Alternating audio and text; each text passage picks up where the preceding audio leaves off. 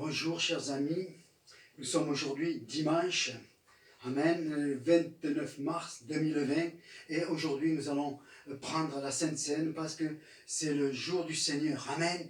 Et au fil des semaines, on expliquera petit à petit ce que c'est vraiment la Sainte Seine. Là, je n'ai que 6 minutes, donc nous allons vraiment commencer à réaliser que nous sommes en communion d'esprit. Notre Père veut que nous marchions par l'esprit et il veut que nous soyons des adorateurs en esprit et en vérité. Ce matin, c'est le jour du Seigneur et nous allons prendre la Sainte Seine ensemble. Je sais que vous êtes nombreux dans les maisons à être isolés, dans les caravanes pour certains, mais avant cela, je voudrais que nous puissions chanter. Un petit chant que vous connaissez, on va prendre que la première strophe et vous le reprendrez avec moi dans votre maison maintenant, et peut-être que vous avez déjà préparé le pain et le vin.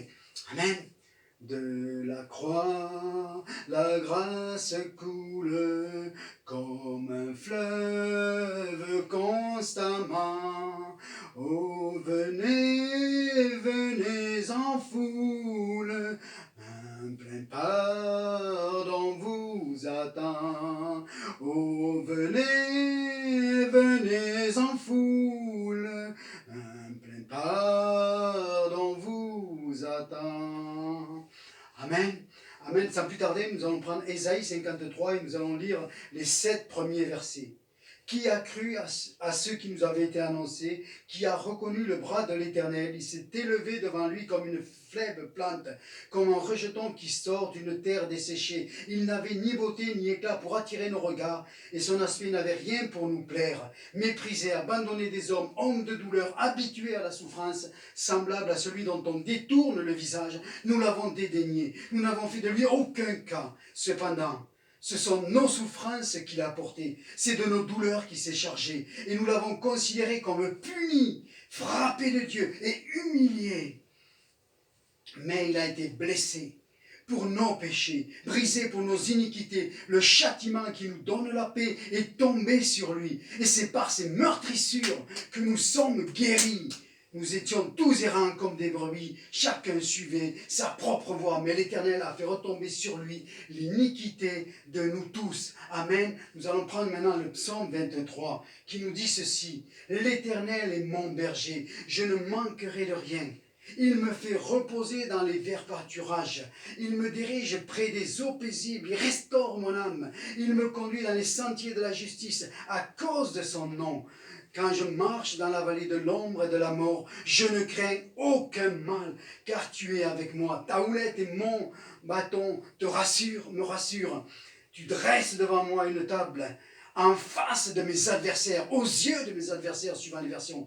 Tu induis ma tête, tu coupes et ma coupe déborde. Oui, le bonheur et la grâce m'accompagneront tous les jours de ma vie et j'habiterai dans la maison de l'Éternel. Amen. Amen. Maintenant, nous allons faire encore une autre lecture dans le Nouveau Testament, dans Colossiens, chapitre 2, verset 14. Il a, Jésus, effacé l'acte dont les ordonnances nous condamnaient et qui subsistait contre nous. Il l'a éliminé en les clouant à la croix. Il a dépouillé les dominations, les autorités, les a livrées publiquement en spectacle en triomphant d'elles par la croix. Aujourd'hui, ce n'est pas un acte religieux, mais un acte d'obéissance et d'amour. Amen. La Sainte Seine, c'est la victoire de Jésus. Il a été l'instrument du sacrifice, mais c'est la fête de la résurrection. Amen.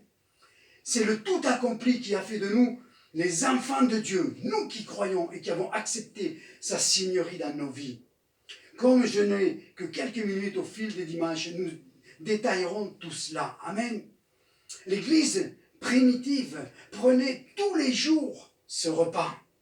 Aujourd'hui, pour multiples raisons non louables, je répète, pour multiples raisons non louables, amen, nous séparons de ce repas.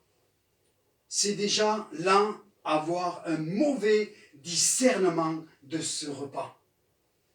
Amen.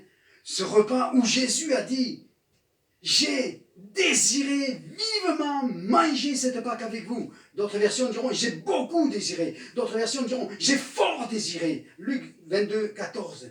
Aujourd'hui aussi, Jésus se plaît à nous voir prendre ce repas, car il est au centre de ce repas. Amen.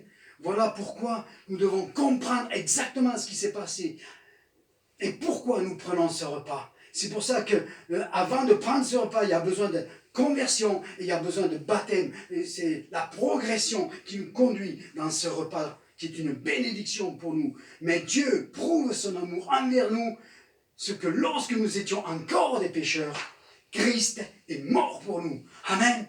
Amen. Alors maintenant, nous allons passer à table. J'espère que vous avez pris un peu de pain, un peu de vin à la maison. Amen. Et nous allons comprendre cette table qui a été dressée. Et cette table aux yeux de nos ennemis. Pourquoi l'ennemi ne s'approche pas de cette table? Eh bien parce que l'ennemi, il voit le sang. Le sang et le sacrifice de Jésus. Amen. Amen. Et j'ai voulu marquer cela par juste les instruments, le fouet. Amen. Qui a été suivi de la couronne d'épines, qui a été enfoncée par le roseau. Amen. Ensuite, il a été monté sur la croix. Il a été cloué pour nos péchés. Amen. Il a été cloué pour nos péchés. Ensuite, on y a présenté une coupe de vinaigre. Amen. Tout cela a été écrit dans les prophéties bibliques. Ensuite, le pilon romain qui va planter son cœur. Amen. Et tout cela a été fait par amour pour nous, pour toi, pour moi, pour nos péchés, pour que nous puissions naître de nouveau et être appelés enfants de Dieu. Voilà ce que nous fêtons aujourd'hui. Ce pain que nous rompons, c'est le pain qui symbolise les meurtrissures de Jésus-Christ, ce corps brisé qui nous apporte la guérison, qui nous apporte tout ce dont nous avons besoin parce que nous sommes des gens remplis de souffrances, remplis de problèmes, remplis d'angoisse. Mais ce pain, c'est le pain de la guérison. La coupe, c'est le sang de l'alliance. C'est le oui et l'amen sur la promesse que nous apporte ce corps brisé. Alors maintenant, frères et sœurs, nous allons prier. Et à la maison, vous faites exactement comme moi. Vous prenez ce pain et vous prenez ce vin. Père, je te remercie pour ce corps qui a été brisé. Ce corps qui a été brisé pour chacun de nous, pour nos péchés, pour nos maladies. Et nous te remercions, Père, dans le nom de Jésus-Christ. Nous ne sommes pas là pour faire un acte religieux, un acte de tradition. Nous sommes là pour faire un acte d'amour. Nous répondons à l'amour de Jésus. Nous élevons la coupe de l'alliance. Cette alliance en son sang. C'est le oui et l'amen. Un jour, il boira de ce vin nouveau à la table de son Père avec nous. Nous te remercions, notre Dieu.